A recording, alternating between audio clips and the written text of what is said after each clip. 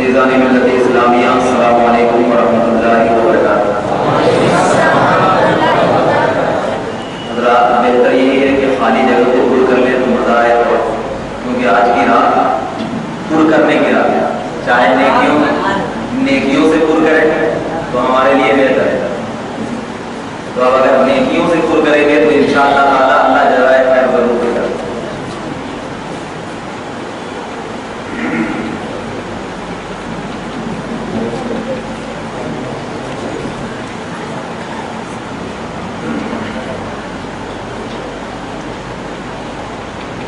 الحمدللہ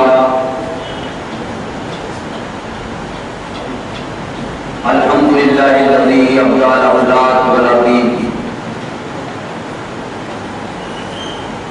والصلاة والسلام علی من کان نبیا وآدم بین الماء والطین وعلی آلہ واصحابہ اجمعین، اما بعد۔ قال اللہ تبارک و تعالی فی القرآن المجید والفرقان الحمید، اعوذ باللہ من الشیطان الرجیم، بسم اللہ الرحمن الرحیم، انا انزلناہ فی لیلۃ القدر۔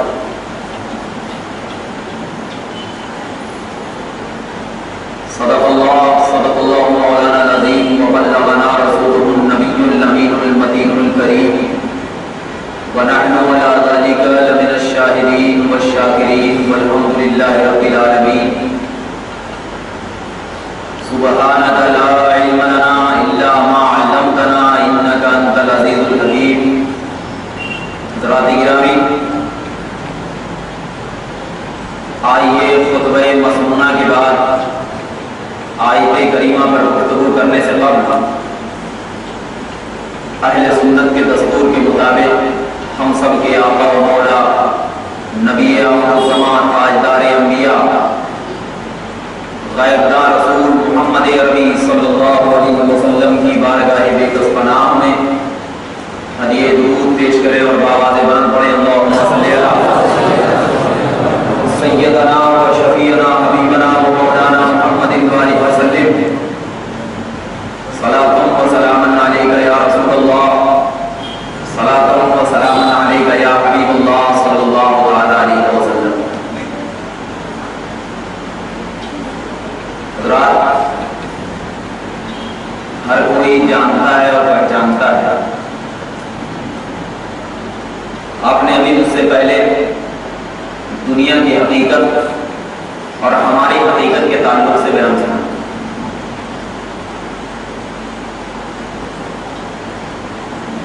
اب میں آپ کے سامنے چند باتیں پیش کر کے رخصت ہوں گا انشاءاللہ تبارک و تعالی۔ بارگاہ عزتی میں دعا ہے کہ یہاں پر جتنے لوگ بیٹھے اللہ تبارک و تعالی ہم سب کے بیٹھنے اور ہمارے کہنے اور آپ کے سننے کو قبول فرمائے، اور ان لوگوں سے جو حضرات مسجد کے باہر بیٹھ کر میری آواز کو سن رہے ہیں اور مسجد کے اندر نہیں آ رہے ہیں، تو بہتر یہی ہے کہ مسجد کے اندر آ جائیں تاکہ مسجد میں بیٹھنے کا بھی ان لوگوں کو ثواب مل جائے اور اللہ کے ذکر کو اکٹھا ہو کر سننے کا بھی ثواب مل جائے۔ حضرات، قابل مبارکباد ہیں ہم تمام کہ اللہ رب العزت نے جس رات کا ہمیں بے صبری سے انتظار تھا وہ رات ہمیں نصیب فرمائی۔ یوں تو ہم ہر قسم کی راتوں کا تذکرہ کرتے ہیں، جب اس شب میلاد آتی ہے، میلاد کی رات، عاشقان رسول اس رات میں بھی خدا کے رسول صلی اللہ علیہ وسلم کی پیدائش کا ذکر کر کے جھومنے لگتے ہیں۔ شب برات آتی ہے، اللہ کی بارگاہ میں عاشقان رسول اللہ کا بندہ گڑ گڑا کر خدا کی بارگاہ میں اپنی مغفرت کی دعائیں کرتا رہتا ہے۔ شب معراج آتی ہے، اللہ نے جو اپنے نبی کو اپنے پاس بلایا اس کا تذکرہ کر کے ہم اپنے دل میں جو زنگ لگا ہوا اس زنگ کو مٹاتے ہیں۔ ویسے ہی ایک مقدس رات ہے جس رات کو شب قدر کہا جاتا ہے، اس میں بھی عاشقان رسول نبی پاک صلی اللہ علیہ اپنے دلوں کے زنگ کو جو اللہ نے اس دلوں میں جو 11 مہینے سے عبادت و ریاضت نہ کر کے اپنے دلوں میں زنگ بٹھا دیا، اب وہی عاشقان رسول خدا کی بارگاہ میں آ کے گڑ گڑاتا ہے، اور گڑ گڑانے کے بعد اگر وہی بندہ اللہ کی بارگاہ میں سچے دل سے توبہ کر لیتا ہے تو پروردگار عالم کا اعلان ہے کہ آواز نکلی کہ میں دعائیں قبول کروں گا۔ اسی بنیاد پر جب ہم راتوں کو سجاتے ہیں تو راتوں کو نہیں سجاتے، اپنے دل کو سجاتے ہیں۔ ارے رات تو وہ لوگ بھی سجاتے ہیں، رات تو 11 مہینے بھی گزارتے ہیں، لیکن اللہ تبارک و تعالیٰ کو اپنے بندے کا سونا پسند نہیں، جاگنا پسند ہے۔ سونا پسند نہیں ہے، جاگنا پسند ہے۔ اسی لیے میں آپ کو ایک بات بتاتا چلوں، جب یہ بات آ گئی تو اللہ تبارک و تعالیٰ کے نبی پاک صلی اللہ علیہ وسلم شب قدر کو متعین کیوں نہیں فرمایا؟ یہ کیوں نہیں فرمایا کہ شب قدر 27 تاریخ کو ہے؟ یہ کیوں نہیں فرمایا 25 کو ہے، 23 کو ہے، 21 کو ہے، 19 کو ہے؟ کوئی ایک رات متعین کر دیتے؟ نہیں کیا۔ وجہ کیا ہے؟ اس کی وجوہات یہ ہے کہ اللہ کے نبی صلی اللہ علیہ وسلم اگر شب قدر کو متعین بتا دیتے تو اللہ کا مخصوص بندہ صرف اسی رات میں جاگتا اور باقی 4 رات میں سو جاتا۔ اور نبی کہتے ہیں کہ خدا کو بندے کا سونا پسند نہیں ہے، جاگنا پسند ہے۔ تو اگر وہ بندہ ان 5 رات میں شب قدر کی تعین کر کے متعین کر کے یہ سوچے گا، کبھی 21 کو بیٹھے گا تو یہ سوچے گا کہ ہو سکتا ہے شب قدر یہ ہے کہ پوری رات خدا کی بارگاہ میں جاگ جائے گا، 23 کو ایسے ہی سوچ کر کے جاگے گا، 25 کو ایسے ہی، 27 کو ایسے ہی، 29 کو ایسے ہی جاگے گا۔ ان 5 راتوں میں کوئی ایک رات ایسی ہوگی جسے شب قدر کے نام سے موسوم کیا جائے گا، تو اللہ تبارک و تعالی اتنا مہربان ہے کہ نبی فرماتے ہیں کہ اگر وہ بندہ 5 رات خدا کی بارگاہ میں اس نیت سے جاگ رہا ہے کہ شب قدر ہے، تو پروردگار عالم اس 5 رات میں شب قدر کی برکت اسے نصیب فرما دیتا ہے۔ اور جب بندہ خدا کی بارگاہ میں دعا کرتا ہے تو اللہ تبارک و تعالی فرشتوں کو اس دنیا میں بھیج کر کہتا ہے، اے فرشتے جا، تیری پوری زندگی کی عبادت ایک طرف رکھ دیا جائے، اور اگر یہ بندہ صرف ایک رات میری بارگاہ میں عبادت اور ریاضت کے ساتھ اپنے سر کو جھکا کر مجھ سے مانگ لے تو تو عطا نہیں کرنا، میری بارگاہ میں اس کے نئے اعمال کو لے کر آنا۔ فرشتے پوچھیں گے، اے خدا آخر تو ایسا کیوں کر رہا ہے؟ تو اللہ کہے گا کہ یہ بندہ کوئی معمولی بندہ نہیں ہے، یہ بندہ کوئی عام بندہ نہیں ہے، ارے یہ بندہ تو ایسا ہے کہ اس بندے کو جب 21ویں رات آئی میری بارگاہ میں جھک گیا، جب 23ویں رات آئی میری بارگاہ میں جھک گیا، جب 25ویں رات آئی میری بارگاہ میں جھک گیا، جب 27ویں رات آئی میری بارگاہ میں جھک گیا، جب 29ویں رات آئی میری بارگاہ میں جھک گیا، تو اس کا جھکنا میری بارگاہ میں اتنا قبول ہو گیا کہ دنیا کو ایک طرف رکھ دیا جائے اور اس کے جھکنے کو ایک طرف رکھ دیا جائے تو دنیا کا پلہ ہلکا ہو جائے گا اور اس کا جھکنا میری بارگاہ میں قبول کر لیا جائے گا۔ اب سوال نہ کرنا، بغیر سوال کے اسے جنت نصیب کر دینا۔ کیا مقام ہے، کیا مرتبہ ہے، کیا تقویت ہے، کیا طہارت ہے، کیا زندگی ہے، کیا مرتبہ کا مقام ہے کہ جب بندہ خدا کی بارگاہ میں جھک رہا ہے تو اس کا جھکنا خدا کی بارگاہ میں پسند کر لیا گیا، اس کا چلنا خدا کی بارگاہ میں پسند کر لیا گیا، اس کا دیکھنا خدا کی بارگاہ میں پسند کر لیا گیا۔ اور یہ پسندیدگی کوئی عام وجہ سے نہیں بلکہ نبی کی بولی کو اپنے سینے میں بسانے کی وجہ سے ہے کہ اگر انسان نبی کی بولی کو ان 5 رات میں اپنی طہارت سمجھ کر بسا لے گا تو تقویت مل جائے گی، طہارت مل جائے گی۔ اسی لیے صحابہ کرام نے جب نبی سے سوال کیا، یا رسول اللہ ہمیں بتائیے کہ شب قدر کی رات کون سی ہے، نبی پاک کہتے ہیں، بخاری شریف جلد 1 صفحہ نمبر 271، اللہ کے نبی صلی اللہ علیہ وسلم حضرت کعب ابن ابی کی بات، کعب ابن ابی اس کے راوی ہیں، نبی پاک مسجد نبوی سے باہر نکلتے دیکھتے کیا ہے کہ 2 شخص آپس میں جھگڑ رہے ہیں۔ 2 شخص کیا کر رہے ہیں؟ آپس میں جھگڑ رہے ہیں۔ نبی جب ان دونوں شخصوں کو جھگڑتا ہوا دیکھا تو اللہ کے نبی صلی اللہ علیہ وسلم نے اعلان کر دیا کہ میں تمہیں شب قدر کی تعین کرنے کے لیے آیا शब कद्र कौन सी रात में है, लेकिन मैं इन दोनों के झगड़ने की वजह से अब मैं वापस जा रहा हूं। ये बुखारी की हदीस है, ठीक है, बुखारी शरीफ की हदीस पाक नोट करो, क्योंकि इससे बहुत सारे लोग एतराज करते हैं। तो पहले मैं ये हदीस बता दे रहा हूं ताकि उस एतराज का जवाब समझने में आसानी हो जाए। नबी ने क्या कहा, गौर कीजिएगा, नबी कहे मैं बताने के लिए आया था। इसका मतलब यह है कि अल्लाह के नबी को अल्लाह ने बता दिया तब तो नबी बताने आए, इसका तो यही मतलब है ना। मैं आऊंगा, मैं तकरीर करने के लिए आया, अगर मैं जाहिर रहूं तो तकरीर क्या करूंगा?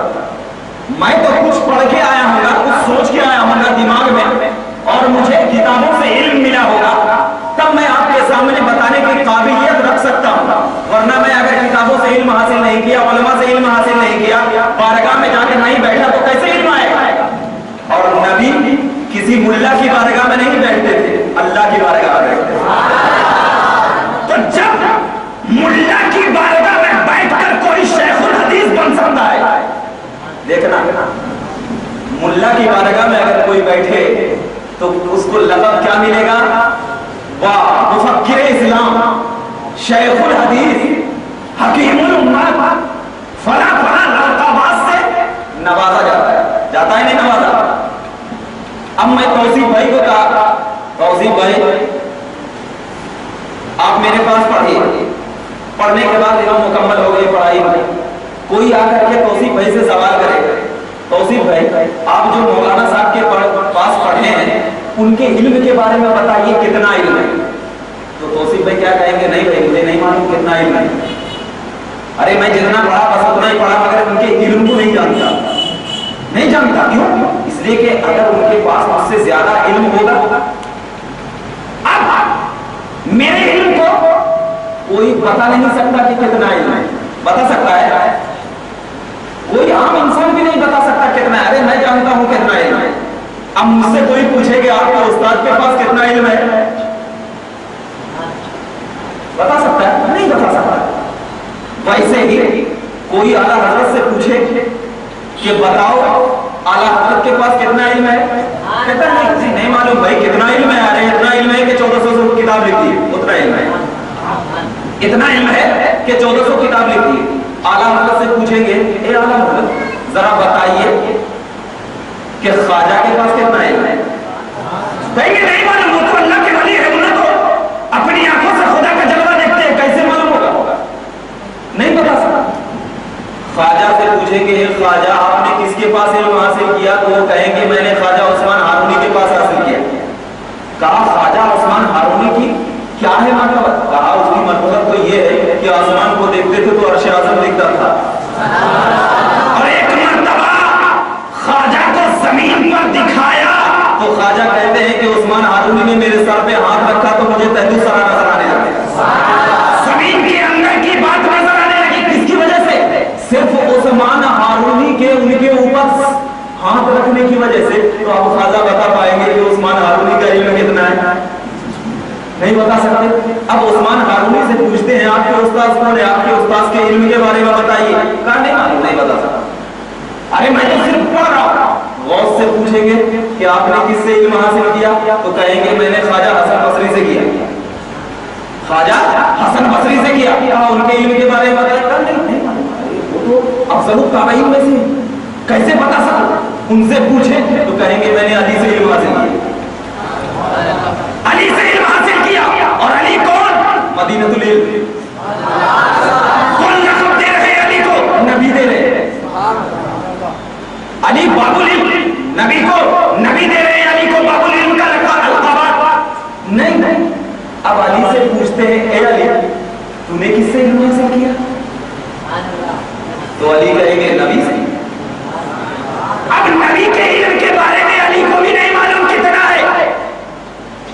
तो जो अली बचपन से लेकर जवानी तक नबी के चाल ढाल तमाम चीजों को देख रहा हो, इल्म के बारे में नहीं बता रहा, तो अब जरा देखना, एक आम इंसान जब अपने उस्ताद के इल्म के बारे में, जो उसके उस्ताद ने पढ़ाया है, नहीं यकीन कर पा रहा है कि कितना इल्म है, पढ़ाया है ना, नहीं यकीन कर पा रहा है कितना इल्म है, नहीं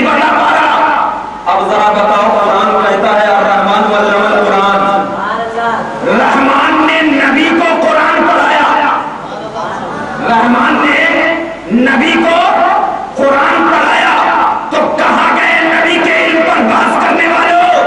अरे जब एक मुल्ला पढ़ा रहा है तो उसके इल्म का अंदाजा नहीं लगा सक रहे हो, क्यों? इसलिए कि ये आम इंसान है, एक आम इंसान को पढ़ा रहा है, तो एक आम इंसान जब एक आम इंसान के इल्म की अंदाजा नहीं लगा पा रहा है, कुरान तो कहता है, खुदा तो कहता है, नबी की जात पे मत जाना, नबी की बात पे मत जाना, बल्कि देखना नबी को पढ़ाने वाला कौन है, पढ़ने वाला कौन है। अगर नबी को पढ़ाने वाला खुदा की जात है और पढ़ने वाले मोहम्मद अरबी की जात है, तो उसका इल्म को एक तरफ रख दिया जाए और पूरे मुल्ले के इल्म को एक तरफ रख दिया जाए। तो उलमा फरमाते हैं कि नबी के एक कतरा इल्म का अगर दुनिया में फैला दिया जाएगा तो पूरे उलमा की जात निकलती है, और नबी के एक कतरे इल्म को अगर समेट लिया जाए तो नबी मुकर्रम निकला करते हैं। नबी मुकर्रम की जात के एक कतरे इल्म को दुनिया में फैलाया गया तो हकीमुल उम्मत का लक़ब मिल गया। नबी के एक कतरे इल्म को अगर दुनिया में फैलाया गया तो शेखुल इस्लाम का लक़ब मिल गया। अगर नबी के एक कतरे इल्म को दुनिया में फैलाया गया मुफक्किर इस्लाम का लक़ब मिल गया। अगर नबी के एक कतरे इल्म को दुनिया में फैलाया गया मुफ्ती आज़म का लक़ब मिल गया। अगर नबी के एक कतरे इल्म को दुनिया में फैलाया गया हकीमुल इस्लाम का लक़ब मिल गया। तो जब एक कतरे नबी के इल्म से इतनी तक़वियत मिल सकती है तो या रसूल अल्लाह, आपको तो खुदा ने पढ़ाया है, आपको तो अल्लाह की जात ने पढ़ाया है। तो ये लोगों आम मुल्ला होंगे जिसे मुल्ला पढ़ाते होंगे, अरे नबी उल्लाह को तो खुद अल्लाह पढ़ा रहा है, अल्लाह पढ़ा रहा है, तो उसके इल्म की क्या बात?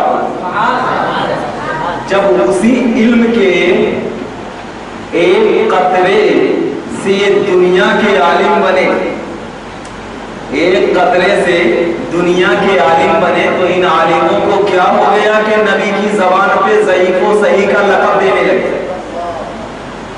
ये नहीं दिखता कि नबी ने खुद खुदा से पढ़ा है। क्यों? इसलिए कि जिब्रील जब आकर के कहे थे इक़रा या मोहम्मद, नबी ने कहा माना बिक़ारिन, ए जिब्रील तेरी हैसियत क्या है, मैं पढ़ने वाला नहीं। तू कौन होता है? मैं पढ़ने वाला नहीं हूं। किसी को एतराज है इस तर्जुमे में तो आगे बढ़ सकता है। मैं कर रहा हूं तर्जुमा, माना बिक़ारिन, मैं पढ़ने वाला नहीं, ऐसा नहीं मैं पढ़ा हुआ नहीं। क्योंकि आपको एक ग्रामर देता हूं, क़ारिउन जो अरबी जानते होंगे वो फ़ाइलुन के वजन पर है। क़ारिउन किसके वजन पर है? फ़ाइलुन के वजन पर है। और अरबी ग्रामर में लफ्ज़ फ़ाइलुन का माना होता है करने वाला, फ़ाइलुन का माना करने वाला। और इसी फ़ाइलुन को अगर पास्ट जुमले में ले आए, अगर इसी फ़ाइलुन को पास्ट जुमले में लेकर के आए तो उसका वजन क्या होता है? फ़आला। उसका वजन क्या होता है? फ़आला। जैसे मिसाल के तौर पर अगर कोई एक लफ्ज़ गो है, गो, अगर उसी को पास्ट जुमले में लेकर के आए तो वेंट माना होगा, वेंट यानी गया, गो जाना, वेंट गया, गोइंग जा रहा है, विल गो जाएगा, ये माना होगा। तो अब देखना जिस तरह ग्रामर इंग्लिश का बदलता है तो वैसे ही अरबी का भी ग्रामर बदलता है। तो अरबी के ग्रामर में ये है फ़आला, यानी पास्ट जुमला आता है अरबी का फ़आला। अब जरा वजन मिलाओ तो फ़आला क़ारिउन मिलता है वजन? नहीं मिलता है ना। क़ारिउन किसके वजन पर है? फ़ा क़ारिउन, युन मिल गया।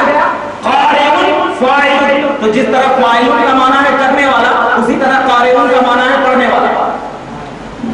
अब जब क़ारिउन का माना है पढ़ने वाला तो मा अना बिक़ारिन, माना क्या होगा?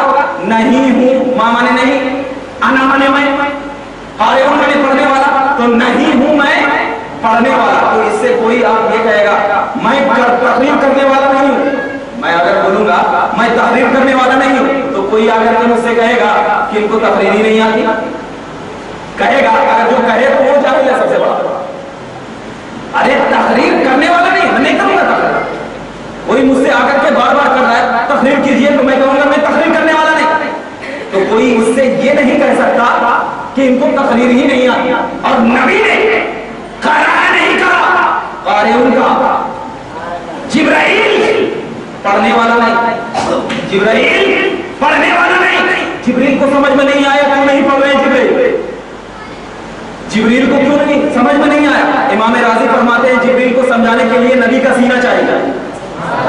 जिब्रील को समझाने के लिए नबी का सीना चाहिए। इमाम राजी इस आयत इस हदीस की तफसीर करते हुए फरमाते हैं जिब्रील को जब बात समझ में नहीं आ रही थी, नबी के सीने से हजरत जिब्राइल चिपके, हजरत जिब्राइल चिपके।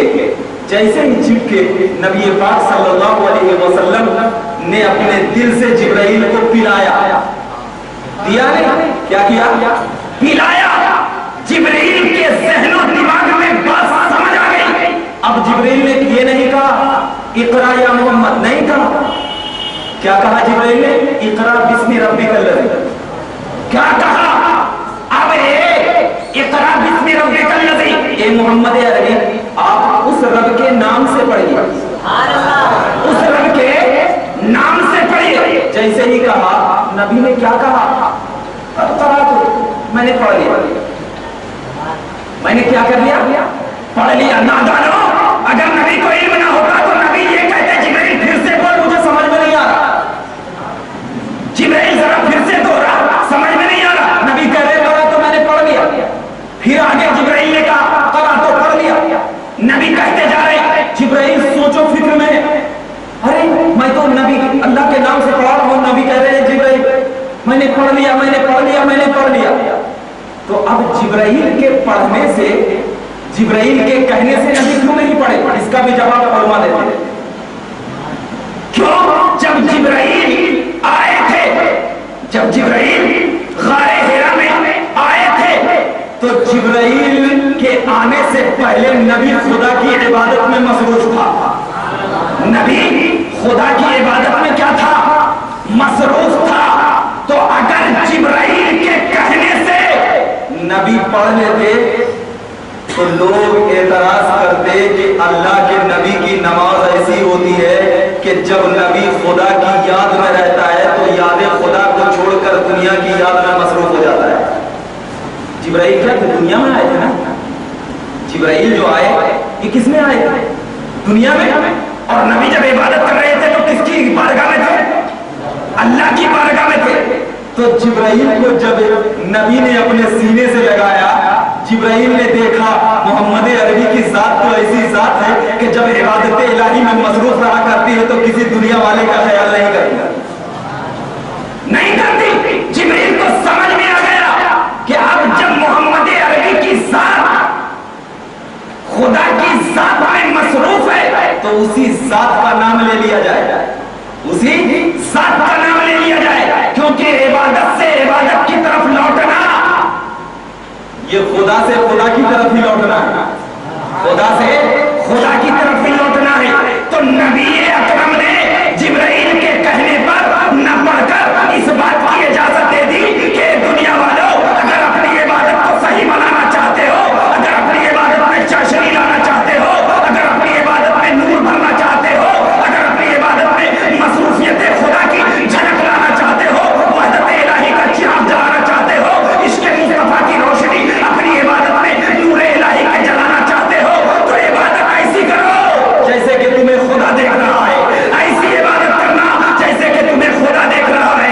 और जब तुम्हें ये यकीन होने लगे अरे खुदा देख रहा है, या पहले तो ये करना कि मैं खुदा को देख रहा हूँ, और अगर तुम्हारी आंख इतनी काबिल ना हो तो ये तसव्वुर करो कि खुदा मुझे देख रहा है। तो नबी अकरम ने जिब्राइल से न पढ़कर एक तो अकीदा दिया, जिब्राइल तू मेरी बारगाह में जितनी मर्तबा आ जा, तू मेरा गुलाम ही रहेगा, क्योंकि गुलाम जब आता है तो आका की बारगाह में आता है, कदमों में गिरता है। तो इसीलिए उसके बाद जब जिब्राइल अमीन नबी की बारगाह में आए तो आने का तरीका देखिए, पहले नबी के कदम को चूमते हैं। हजरत जिब्राइल नबी की बारगाह में आए, घुटने को चूम रहे हैं। हजरत उमर ने कहा या रसूल अल्लाह, ये शख्स कौन है जो आपकी ताज़ीम में पड़ा हुआ है? जब हजरत जिब्राइल चले गए, नबी ने कहा उमर, ये कोई आम इंसान नहीं, ये अफजलुल मलाइका जिब्राइल आ रहे हैं। लोगों, अकीदा मिल गया कि नबी के कदमों में रहना जिब्राइल की सुन्नत है और नबी के ऊपर उड़ना अब मालूम है किसकी सुन्नत है। तो अगर नबी के कदमों में गिरे रहोगे तो जिब्राइली ताकत मिलेगी, और नबी के ऊपर उड़ोगे तो इजराइली सरबत मिलेगी। तो अब जिब्राइली ताकत लेना चाहते हो तो कदमे रसूल को अपने नाजो नजरे से अपने सीने में लगा दो, जिब्राइली ताकत मिल जाएगी। और अगर नहीं इजराइली सरबत लेना चाहते हो तो फिर नबी के खिलाफ बोलना शुरू कर दो, इजराइल डॉलर भेजता चला जाए। सरबत का मतलब दौलत। तो अगर इसीलिए जब हजरत उमर नबी के कदमों में रहे तो हदीस पाक में ये बात आई है कि हजरत उमर के कपड़े में कितने पैबंद थे, पैबंद लगाए, काट काट कर कपड़े पहनते। क्यों? इसलिए कि उन्हें इजराइली ताकत की जरूरत नहीं थी, नबी की मोहब्बत की जरूरत थी। तो मोहब्बत और ताकत में हजरत उमर ने अकीदा दे दिया कि ये मत देखना कि मेरे कपड़े फटे हैं, बस ये देखना कि इस कपड़े में इश्क कितना उछल रहा है। आज उसी नबी ने हमें कहा है शबे कद्र बहुत अजमत वाला है। उसी नबी ने, जिस नबी का गुलाम जिब्राइल है, उसी नबी ने कहा। तो जब उस नबी ने कहा तो बताओ उस नबी की बात को मानोगे या नहीं मानोगे? अब अगर आपको मैं बता दूं, देखो कोई कहता है कि नबी ने शबे कद्र मनाया है तो फिर मना रहे। अरे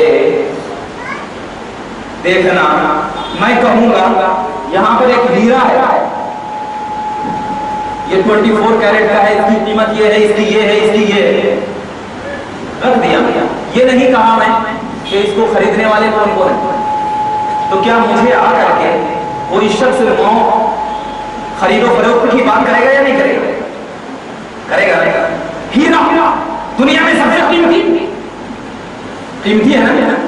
नबी पाक ने कहा कि अगर शबे कद्र को एक पल्ले में रख दिया जाए और पूरी दुनिया के हीरे को एक पल्ले में रख दिया जाए तो शबे कद्र की पल्ला भारी पड़ता हुआ नजर आएगा।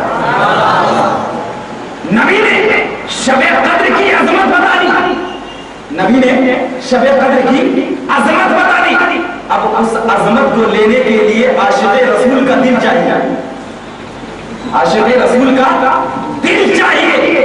अब इश्क चाहे किसी अंदाज से निकल रहा हो, चाहे बैठ कर निकल रहा हो या खड़े होकर निकल रहा हो या चल कर निकल रहा हो, इश्क निकलना चाहिए बस। क्योंकि खुदा को जागना पसंद है, सोना नहीं। खुदा को जागना पसंद है, सोना नहीं। तो अब जागेंगे तो क्या करेंगे? जिक्र खुदा करेंगे या रामायण पढ़ेंगे? जिक्र खुदा करेंगे ना। तो जब जिक्र खुदा करेंगे तो जरा बता, मस्जिदों में बैठकर जिक्र खुदा किया जाता है या बाजारों और गलियों में फिर कर जिक्र खुदा किया जाता है? सहाबा का तो तरीका ये रहा कि मस्जिदों में बैठकर जिक्र खुदा करते थे। ये सहाबा का तरीका है, मस्जिदों में बैठकर जिक्र खुदा करते थे। अब जरा बता कि हम तमाम सहाबी के मानने वाले हैं या किसी और के? सहाबी के नहीं। तो अगर हम मस्जिद में बैठकर इस रात की अजमत को बयान कर रहे हैं तो कोई आम इंसान इसको शिर्क और बिदअत क्यों कहता है? शिर्क और बिदअत क्यों कहता है? शिर्क और बिदअत होने के लिए अल्लामा फखरुद्दीन आइनी रहमतुल्लाह तआला अलैह ने अपनी किताब में इरशाद फरमाया कि जब किसी का सबूत कुरान और हदीस में न मिले, यानी ये चीज करना है, तो वो चीज हमारे लिए करना मुबाह होती है। क्या होती है? मुबाह। मुबाह का मतलब समझते हो? मुबाह का मतलब होता है कि जिसके करने और न करने से कोई अजाब नहीं, बल्कि बराबर। अगर कोई शख्स कर लिया तो उसके करने से न कोई सवाब मिलता है, और अगर कोई शख्स नहीं करा तो उसके न करने से अजाब नहीं मिलता। ये बताया ना। और वो चीज हराम उस वक्त हुआ करती है जबकि उसके हराम होने पर हदीसों कुरान में कोई दलील मौजूद न हो। तो अब अगर हम शबे कद्र को शिर्क कहेंगे तो शिर्क का मतलब यह है कि हराम है हमारे लिए करना। तो इसका हम यही पूछेंगे ना कि शिर्क क्यों है, क्यों है शिर्क? तो वो कहेंगे कि नहीं इसमें मैं बैठ करके ये वो कोई जवाब नहीं दे सकते, बस शिर्क कह के चले जाएंगे, कोई जवाब नहीं दे सकते, वो शिर्क कह के चले जाएंगे। तो हम उससे ये नहीं पूछेंगे कि शिर्क आखिर क्यों है, क्या इसके हराम होने की दलील कुरान में है? नहीं। क्या इसके हराम होने की दलील हदीस में है? कहेंगे नहीं। वो लोग कहेंगे कि इसके करने की भी तो दलील हदीस और कुरान में नहीं। تو ہم تو وہی سمجھا رہے ہیں کہ جس کے کرنے کی دلیل حدیث و قرآن بنا ہو اور جس کے حرام کی بھی دلیل حدیث و قرآن بنا ہو تو وہ چیز تو مباح ہوا نا, شرک تو نہیں ہوا, وہ چیز تو مباح ہوا, شرک تو نہیں ہوا. اب حضرت عمر سے پوچھتے ہیں کہ کوئی مباح چیز کو اگر ہم کریں تو کیسے کریں. بخاری شریف حدیث نمبر 1, حضرت عمر نبی کی بارگاہ میں گئے, یا رسول اللہ اگر کوئی مکہ سے مدینہ ہجرت کر رہا ہو اس نیت سے کہ مجھے اللہ نیکی دے گا تو کیا ہمیں کیا ملے گا؟ نبی کہتے ہیں جنت ملے گی. اور اگر کوئی اس نیت سے مکہ سے مدینہ ہجرت کر رہا ہو کہ مجھے اچھی بیوی ملے گی تو اللہ کے رسول فرماتے ہیں کہ اسے اچھی بیوی صرف ملے گی اور کچھ نہیں ملے گی. مطلب اس کے بعد کل امر مانوا, اللہ کے نبی فرماتے ہیں کہ ہر شخص کو دیکھا جائے گا کہ اس کی نیت کیسی ہے. اور نبی کہتے ہیں کہ جس شخص کی نیت کو دیکھ لیا جائے گا کہ اب اس کی نیت اچھی ہے تو اللہ اس کی نیتوں کے اعتبار سے ثواب دے گا. اب اگر اسی مزمے میں ہم اہل سنت کا کوئی بھی افراد کوئی غلط کام کر رہا ہے تو اب اس کے غلط کام کرنے کی وجہ سے اس کو غلط کہا جائے گا, اس مجمع کو غلط نہیں کہا جائے گا. کیونکہ اسلام میں شراب حرام ہے تو ہم اس شراب کی وجہ سے پورے اسلام کے اوپر ریمارک نہیں لگائیں گے بلکہ یہ کہیں گے کہ یہ شراب حرام ہے. یہی تو کہیں گے نا, شراب حرام ہے. کیا شراب کی وجہ سے پورے اسلام پہ ریمارک لگے گا؟ نہیں لگے گا. تو اب جب ایک کی وجہ سے پورے اسلام پہ ریمارک نہیں لگتا تو کسی ایک کے غلط کرنے کی وجہ سے پورے جلسے پہ ریمارک نہیں لگایا جا سکتا. کیوں؟ اس لیے کہ یہ مباح, اور جب یہ مباح ہے اور مباح کوئی بھی عاشق رسول مسجد میں بیٹھا ہے قسم خدا کی اسی نیت سے بیٹھا ہے کہ میں اللہ کی بارگاہ میں توبہ کروں ہے نہیں بھائی, اسی نیت سے بیٹھا ہے. ورنہ عام راتوں میں نہیں بیٹھتے. اسی رات میں کیوں بیٹھے؟ کیوں بیٹھے؟ کیونکہ اللہ کے نبی نے فرمایا کہ اس رات میں اللہ تبارک و تعالیٰ کہیں کوئی بخشش کر دیتا ہے, بخشش کر دیتا ہے. ابھی میں شب قدر پر نہیں جاؤں گا, میں سمجھا رہا ہوں لاجک. آپ بخشش کر دیتا ہے تو جب بخشوانے کی رات اگر اللہ کا بندہ اپنے آپ کو بخشوا نہ سکا تو وہ تو بالکل محروم رہ گیا. اور جب محروم رہ گیا تو نبی پاک کہتے ہیں کہ اس سے بڑا بدنصیب تو کوئی یہی نہیں ہے جو شب قدر کی رات کو پایا اور محروم رہ گیا. بدنصیب نہیں. اللہ کے مقدس نبی صلی اللہ علیہ وسلم کی جب آیت کریمہ اللہ کے نبی پہ نازل ہوئی تو یہ کیا آیت کریمہ ہے؟ اِنَّا أَنزَلْنَاهُ فِي لَيْلَةِ الْقَدْرِ, بے شک یہ قرآن جس کو ہم نے قدر کی رات میں نازل فرمایا. ٹھیک ہے نا, قدر کی رات میں نازل فرمایا. اب میں آپ کو قدر کا معنی سمجھاتا ہوں. قدر کا معنی کئی قسم کے ہیں. ڈکشنری میں آپ جب لفظ قدر کا اگر میننگ دیکھیں گے تو اس کا معنی ہوتا ہے قدر و منزلت, مرتبہ. مرتبہ ایک معنی یہ. تو علماء کرام فرماتے ہیں گویا کہ یہ رات قدر و منزلت کے اعتبار سے تمام راتوں سے افضل ہے, اس لیے اس کو لیلۃ القدر کہا جاتا ہے. کیوں؟ اس لیے کہ اللہ تبارک و تعالیٰ نے اس رات میں کیا نازل فرمایا؟ قرآن نازل فرمایا. اس رات میں اللہ تبارک و تعالیٰ نے اپنے بندوں کو بخشش کا وعدہ فرمایا. تو قدر و منزلت کے اعتبار سے یہ رات بہت عظیم ہے. اور ایک معنی یہ ہوتا ہے قدر کے, قدر کا ایک معنی ہوتا ہے سخت, کثیر, کنجسٹڈ جس کو بولتے ہیں. جیسے مثال کے طور پر اگر زیادہ لوگ آ گئے مسجد میں تو بولتے ہیں جگہ کنجسٹڈ ہو رہی ہے, کم پڑ رہی ہے. ٹھیک ہے, تو گویا کہ اللہ تبارک و تعالیٰ کی بارگاہ میں جب اللہ کے فرشتوں نے یہ کہا تھا مولا تو ایسے شخص کو دنیا میں بھیج رہا ہے جو خون مچائے گا, ریزی کرے گا, مار کرے گا, پیٹ کرے گا, ایسے شخص کو بھیج رہا ہے. تو جب یہ رات میں اللہ کا مقدس بندہ اللہ کی بارگاہ میں عبادت کرتا ہے تو اللہ تبارک و تعالی اس زمین پر اتنے فرشتوں کو بھیجتا ہے کہ یہ زمین فرشتوں کے قدم کی وجہ سے کم پڑ جاتی ہے, کم پڑ جاتی ہے. کس لیے بھیجتا ہے؟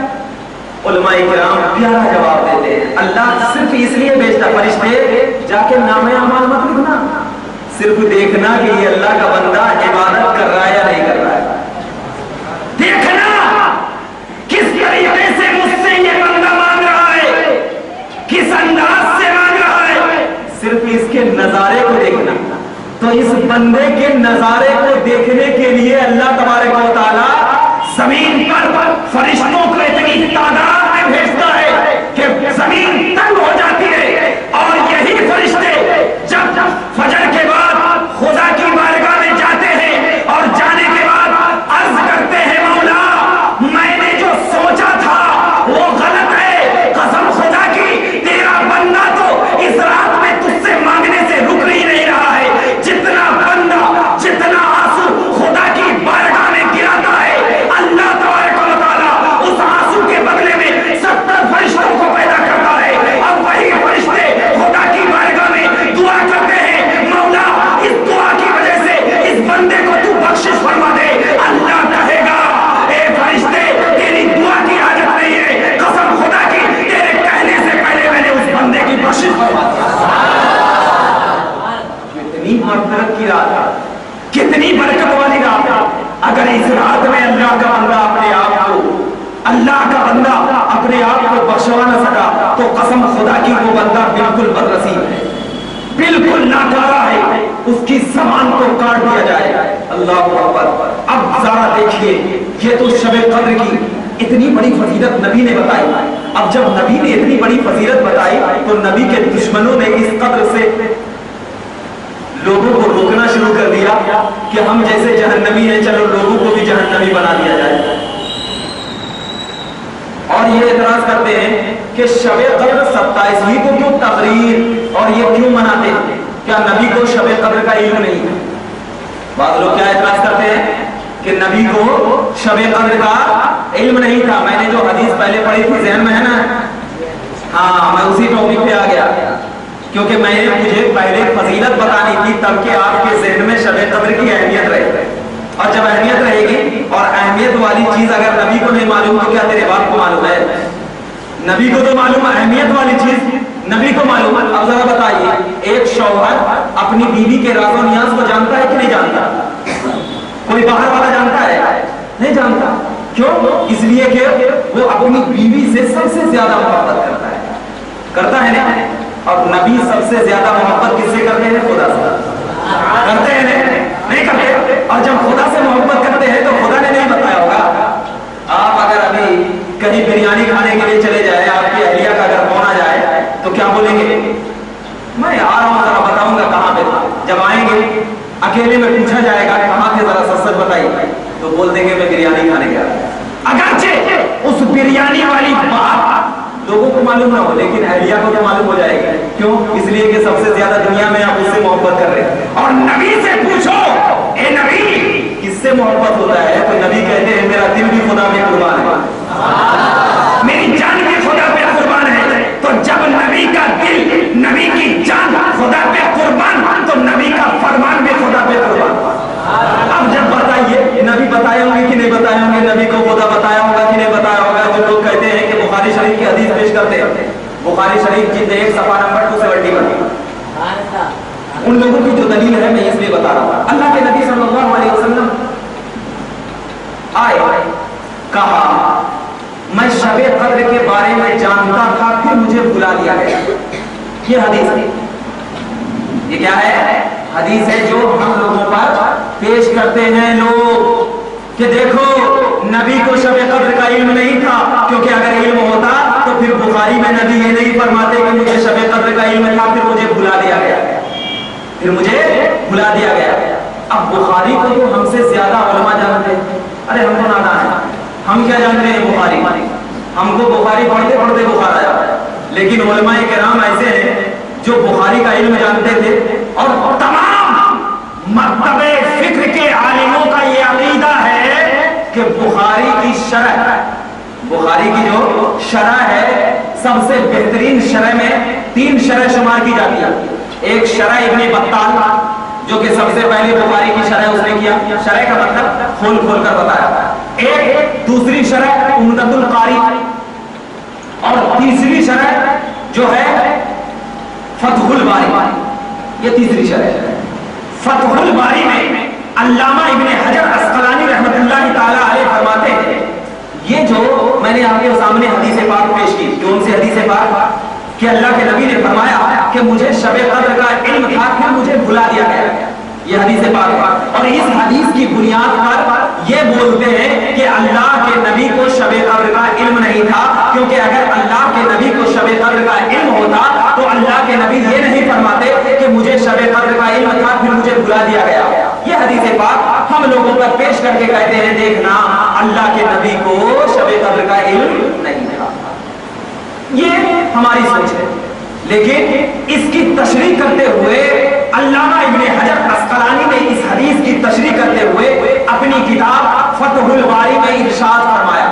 اس حدیث کی تشریح کرتے ہوئے اپنی کتاب فتح الباری میں ارشاد فرمایا کہ اللہ کے نبی صلی اللہ علیہ وسلم نے جو یہ فرمایا ہے کہ مجھے شب قدر کا علم تھا پھر مجھے بھلا دیا گیا، تو اللہ تبارک و تعالیٰ نے ایک سال کے لیے اللہ کے نبی صلی اللہ علیہ وسلم کے بارگاہ سے ایک سال کے لیے شب قدر کے علم کو اٹھا لیا۔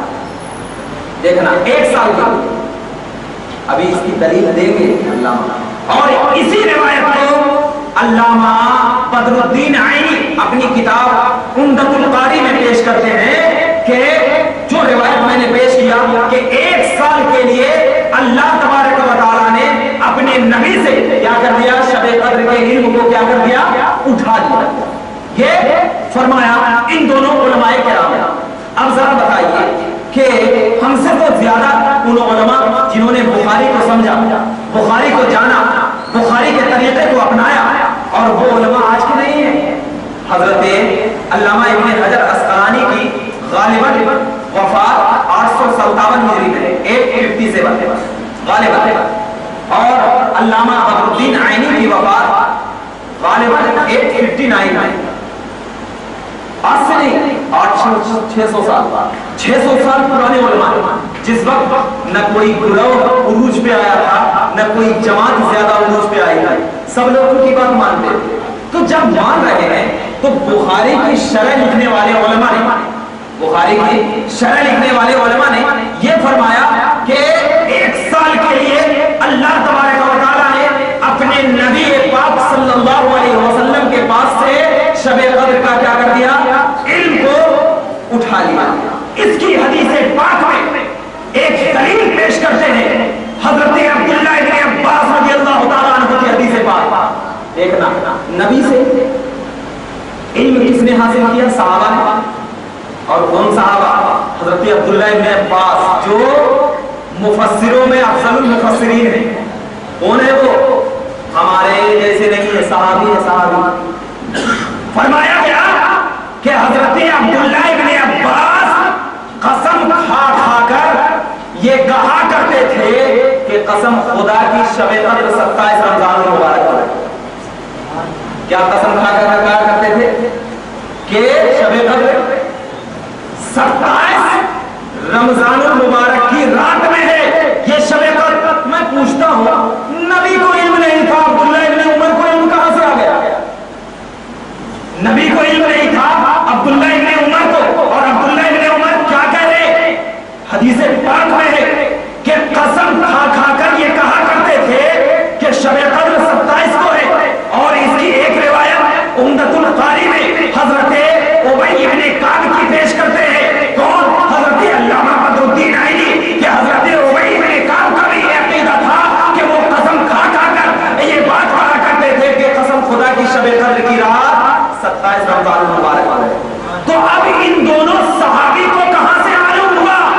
نبی کی بارگاہ سے تو معلوم ہوا نا۔ جب نبی کی بارگاہ سے معلوم ہوا تو نبی نے انہیں بتایا ہوگا، نبی نے انہیں بتایا ہوگا، اور جب نبی نے بتایا ہوگا تو یہ قول کرنا کہ نبی پاک صلی اللہ علیہ وسلم نے جو فرمایا تو اس دو بچوں کے لڑنے کی وجہ سے فرمایا کہ دو بچے جب لڑ رہے تھے تو نبی نے کیا فرمایا کہ میں شب قدر کے بارے میں تمہیں بتانے کے لیے آیا تھا، لیکن میں نے ان دونوں کی حرکت کی وجہ سے شب قدر کا نہیں بتایا۔ مطلب نبی کو علم تھا، اس وقت نبی کو وہ علم ہٹا لیا گیا، پھر اللہ نے اپنے نبی پاک صلی اللہ علیہ وسلم کو علم کی روشنی عطا کی، کیونکہ اللہ کے نبی صلی اللہ علیہ وسلم کو جب اللہ تبارک و تعالیٰ نے علم دیا تو اللہ نے فرمایا اے نبی اب شب قدر کو میں ایک سال کے لیے اٹھا لیا تھا، لیکن اب جب آخری وقت آ گیا تو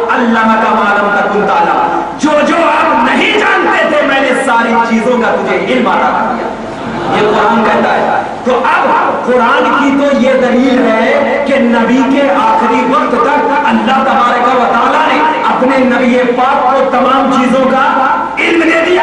اب جب تمام چیزوں کا علم دے دیا تو اسی علم میں شب قدر بھی ہے، اس علم میں کیا ہے؟ شب قدر بھی ہے۔ تو کیا اب جب شب قدر ہے تو شب قدر کے بارے میں اللہ تبارک و تعالیٰ کے مقدس نبی صلی اللہ علیہ وسلم کو اللہ تبارک و تعالیٰ نے سکھایا ہوگا یا نہیں سکھایا ہوگا؟ ضرور سکھایا ہوگا۔ کیوں؟ اللہ فرماتا ہے اللہ کا معلوم تکون تعالیٰ، جب اللہ تبارک و تعالیٰ اپنے نبی کو اللہ کا معلوم تکون تعالیٰ کے الفاظ سے میسر کر دے رہا ہے تو ہمارا عقیدہ یہ ہونا چاہیے کہ اللہ کے نبی صلی اللہ علیہ وسلم نے جو فرمایا کہ شب قدر کا مجھے علم تھا لیکن میں ان دونوں بچوں کی وجہ سے تمہیں شب قدر کے بارے میں نہ بتا سکا، تو ابھی اس سے یہ عقیدہ ظاہر کرنا کہ نبی پاک کو شب قدر کا علم نہیں تھا اور نبی پاک شب قدر کے بارے میں نہیں جانتے تھے، یہ سراسر جہالت پر مبنی عقیدہ، یہ سراسر جہالت پر مبنی عقیدہ ہے۔